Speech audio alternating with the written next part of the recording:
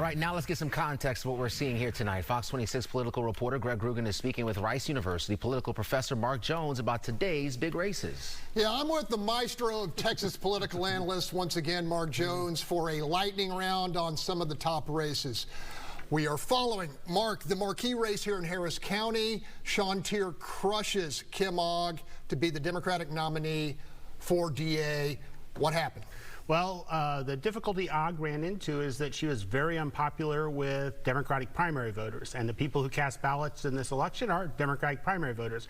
In the hobby school poll, we had her at 60% unfavorable, and we had her only gaining about 20% of the vote. That's where she pretty much is. So we saw a landslide victory by Sean Tier that was pretty predictable.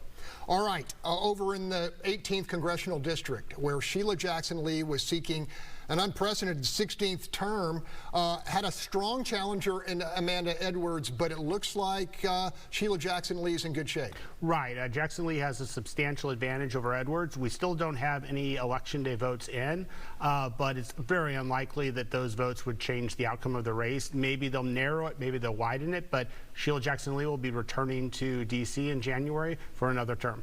Okay, ground zero of the Republican Civil War in Texas is over in House Speaker Dade Phelan's district, where he has a very strong challenge by a candidate who is endorsed by President Trump, by Dan Patrick, and by Ken Paxton. What's going on? Well, there, David Covey, who's the challenger to Phelan, is doing very well in the Orange County and Jasper County parts of that district. Phelan is winning in Jefferson County, where a portion of the district is. But right now, Covey has a very narrow one-point advantage over Phelan, and then there's a third candidate weighing about 9%. Right now, it's headed for a runoff. Phelan is going to either, I think, going to lose outright or be pushed into a May runoff, which is a somewhat humiliating outcome for the Speaker of the Texas House. Okay, Governor Greg Abbott is not on the ballot, but he might as well be. He's trying to knock off 10 rural Republicans who voted against school choice. What's going on in that quest? It's a great night for Governor Abbott in that respect. He went after these 10 incumbents who voted against his school choice legislation. Right now, he's winning in 6 of those races. He's losing in 1, and 3 are too close to call. But if he got to 5 or 6, that was going to be a victory for tonight.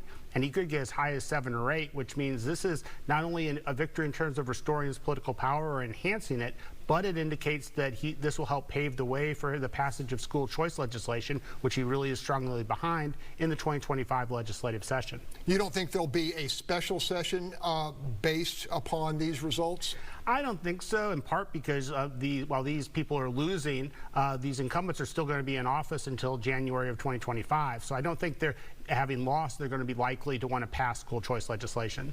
All right, Mark Jones, we're going to talk to you later on in the newscast and our continuing coverage on our website, fox26houston.com. So stay with us. We have the best, the maestro. Back to you guys.